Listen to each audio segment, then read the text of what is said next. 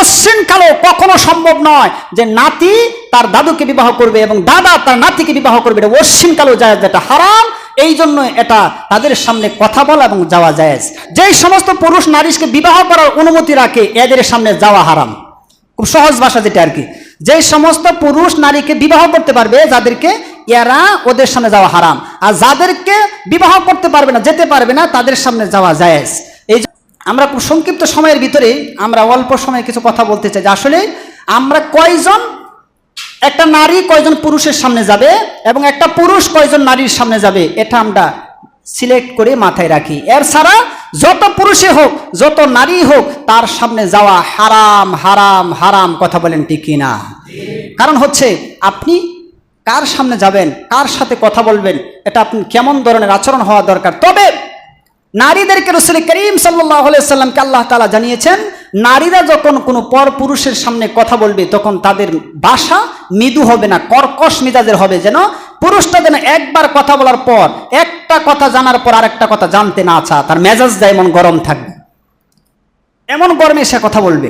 কিন্তু বাট আমাদের পরিস্থিতিটা এমন হচ্ছে যে ঘরের বউয়ে কি সুন্দর করে কথা বলে, এর চাইতে বেশি সুন্দর করে বাবি কথা বলে। কি বলেন আপনারা? এই পরিস্থিতিটা চলে আসছে, কিন্তু এটা ছিল নাজায়েজ, হারাম। রাসূল করিম সাল্লাল্লাহু আলাইহি ওয়াসাল্লামকে জিজ্ঞাসা করা হলো স্বামীর ভাই সম্পর্কে, যে আমার স্বামীর 4টা ভাই, আমার স্বামী ছাড়াও 3টা ভাই, ওরা তো আমার ছোট, ওদের সাথে কেমন আচরণ করব? রাসূল করিম সাল্লাল্লাহু আলাইহি ওয়াসাল্লাম বলেন যে মানুষ মরণকে কিভাবে ভয় পায়? মহিলা ডাক দিয়ে বলেন, ইয়া রাসূলুল্লাহ, মানুষ মরণকে চরমভাবে ভয় পায়।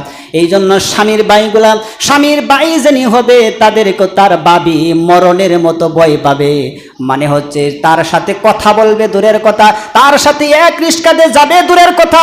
আর এখন এমন ডিজিটাল পরিবেশ হয়ে গেছে, স্বামী তার স্ত্রীকে শ্বশুর বাড়ি থেকে আনতে যায় না, বরং ছোট ভাইকে পাঠায় দেয়, একই রিস্কা দেয় বাবি এবং তার ভাই, তার ছোট ভাই নিয়ে আসে, এমন সমাজে আছে না নাই? কিন্তু এটা হারাম, এটা আমরা করছি। কারণ ওই বাইটা আপনার স্ত্রীর জন্য সম্পূর্ণই হারাম। কারণ ওই বাইটাকে রাসূল বলছেন যে তুমি এমন ভাবে তাকে ভয় পাও যেটা মৃত্যুকে মানুষ ভয় পা।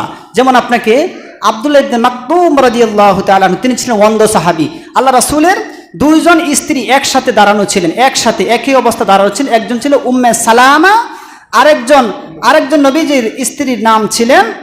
এই 2 জন স্ত্রী একসাথে দাঁড়ানো অবস্থা ছিলেন। এমন সময় রাসূলের একজন অন্ধ সাহাবী এসে ঢুকলেন, মসজিদের ভিতরে ঢুকলেন। ঢোকার সঙ্গে সঙ্গে রাসূল করিম সাল্লাল্লাহু আলাইহি ওয়াসাল্লাম বলেন যে তোমরা এখান থেকে চলে যাও। তখন নবীজির স্ত্রী মাইমুনা রাদিয়াল্লাহু তাআলা আনহা নবীকে প্রশ্ন করলেন, ইয়া রাসূলুল্লাহ, ইবনে মাকতুম তো অন্ধ, সে তো আমাদেরকে দেখবে না, তাহলে আমাদের এখানে গিয়ে দরকার কি, আমরা দাঁড়ায় থাকি? এমন সময় রাসূল করিম সাল্লাল্লাহু আলাইহি ওয়াসাল্লাম তাদেরকে উদ্দেশ্য করে এই কথাটা বলেন। জামে তিরমিজির বর্ণনা 2702 নম্বর হাদিস। এই হাদিসে রাসূল বলেন, সঙ্গে সঙ্গে উম্মে সালামা রাদিয়াল্লাহু তাআলা আনহা রাসূলের স্ত্রী এবং উম্মে মাইমুনা রাদিয়াল্লাহু তাআলা আনহা 2 জনকে রাসূল উদ্দেশ্য করে বললেন যে আমার সাহাবী আব্দুল্লাহ ইবনে মাকতুম চোখে দেখে না, কিন্তু বলো তোমরা তো তাকে চোখে দেখতে পাও কি পাও না? সঙ্গে সঙ্গে রাসূলের 2 স্ত্রী বললেন, হ্যাঁ আমরা দেখতে পাই। সঙ্গে সঙ্গে রাসূল বলেন, তাহলে তোমরা তার থেকে পর্দা করবে, কারণ লা ইয়াগুযুহু আনহা। আমার নবীকে আল্লাহ তাআলা জানায় দিলেন যে চক্ষুকে হেফাজত করা, চোখের পর্দা আছে না নাই? ও দুনিয়ার মানুষ, আমরা শুধু মনে করি না চোখের পর্দা আছে, আপনার জবানের পর্দা আছে, আপনার দেহের পর্দা আছে।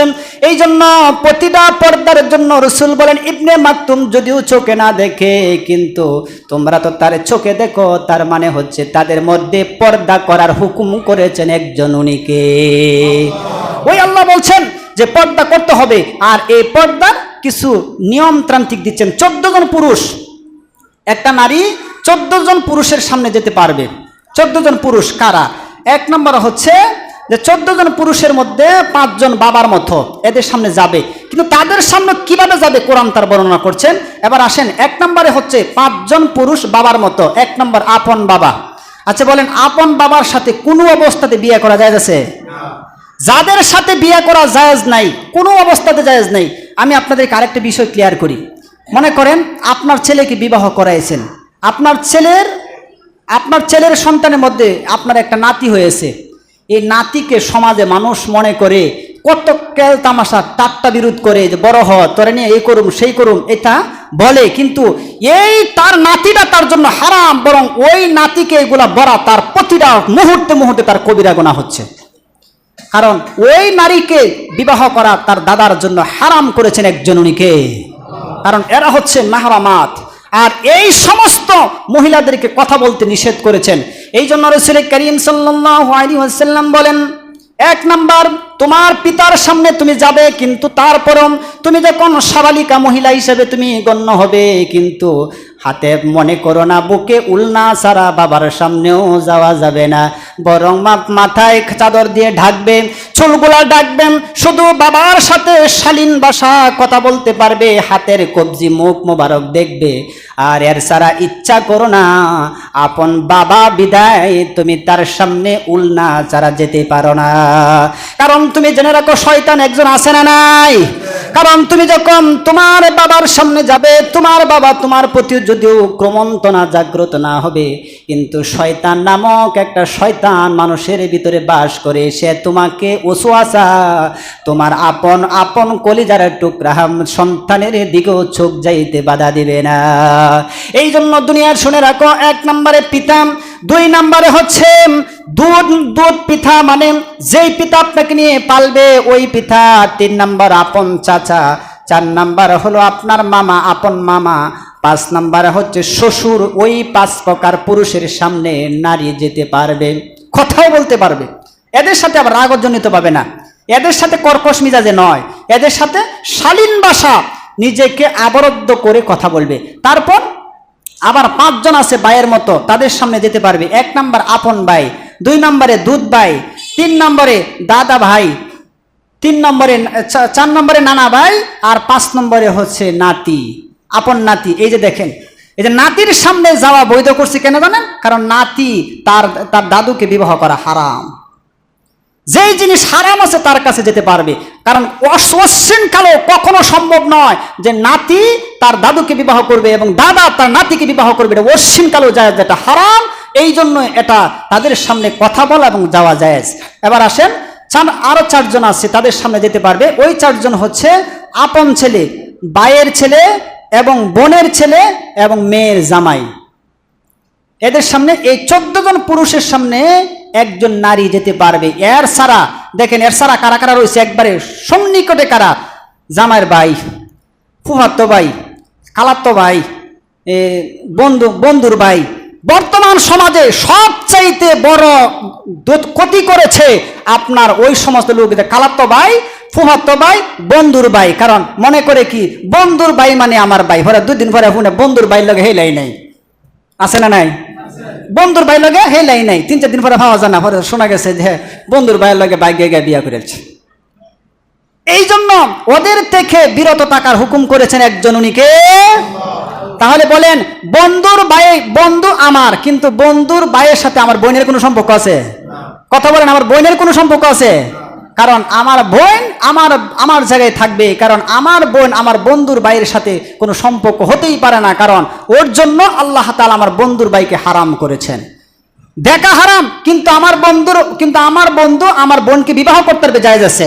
এই জন্য যারা বিবাহ করতে পারবে, যেই সমস্ত পুরুষ নারীকে বিবাহ করার অনুমতি রাখে, এদের সামনে যাওয়া হারাম। খুব সহজ ভাষা যেটা আর কি, যেই সমস্ত পুরুষ নারীকে বিবাহ করতে পারবে, যাদেরকে এরা, ওদের সামনে যাওয়া হারাম। আর যাদেরকে বিবাহ করতে পারবে না, যেতে পারবে না, তাদের সামনে যাওয়া জায়েজ। এই জন্য আমরা 14 প্রকার জানলাম। এবার আমরা যারা পুরুষ আছি, পুরুষ কয়জনের কাছে যাইতে পারবো, কয়জন নারীর সাথে কথা বলতে পারবেন? কোরআন বলছেন, আল্লাহ তাআলা নবী মুহাম্মদ সাল্লাল্লাহু আলাইহি ওয়াসাল্লাম এই বিষয়টা জানালেন। 1 নাম্বার আপন মা, আপন মার সঙ্গে যাবেন, পর্দা সহকারে যাবেন। 2 নাম্বার আপনার দুধ মা, যেমন হযরতে হালিমাতুস সাদিয়া রাদিয়াল্লাহু তাআলা আনহা, রাসূল করিম সাল্লাল্লাহু আলাইহি ওয়াসাল্লাম সবচাইতে প্রিয় এবং কাছের দার দুধ পান করে রাসূল করিম সাল্লাল্লাহু আলাইহি ওয়াসাল্লাম বড় হয়েছেন। শুধু তাই নয়, এই দুধ মা সম্পর্কে রাসূল বলেন, আমার কোন দুধ মাকে যদি কোনো উম্মত যদি কষ্ট দেয়, তা আমার কলিজার মধ্যে আঘাত করে। কথা বলেন ঠিক কিনা? আল্লাহর নবী মুহাম্মদ সাল্লাল্লাহু আলাইহি ওয়াসাল্লাম মদিনার একদিন কুরবানি ঈদের সময় গোশত বন্টন করতেছিলেন, এমন সময় চাদর মুড়ি দিয়ে একজন বৃদ্ধ মহিলা রাসূলের কাছে প্রবেশ করলেন। হযরত ওমর ইবনে খাত্তাব বসা ছিলেন, হযরত আবু বকর বসা ছিলেন, ওমর বসা থাকার সত্ত্বে যখন এই বৃদ্ধ মহিলা এসে যখন মুহাম্মদ বলে যখন ডাকটা দিয়ে দিলেন, আল্লাহর রাসূল মুহূর্তের ভিতরে গোশতের কাজ সমাধান করে রাসূল সঙ্গে সঙ্গে দাঁড়ায় গেলেন এবং রাসূলের গায়ের চাদরটাটুকু ওই মহিলার দিকে বাড়ায় দিলেন আর বললেন, আপনি ওই চাদরটা মাটির মধ্যে বিছায়া দেন, ওই চাদরের মধ্যে আপনি বসে যান। যতক্ষণ না পর্যন্ত ওই মহিলা রাসূলের চাদরের মধ্যে বসা ছিলেন, আমার আপনার নবী মায়ের সামনে আদবতার সহিত বসতে রাজি ছিলেন না, দাঁড়িয়েছিলেন। আবার যখন চলে যাবেন, রাসূল তাকে দাঁড়িয়ে সম্মান করে তাকে বললেন, চলে যাও।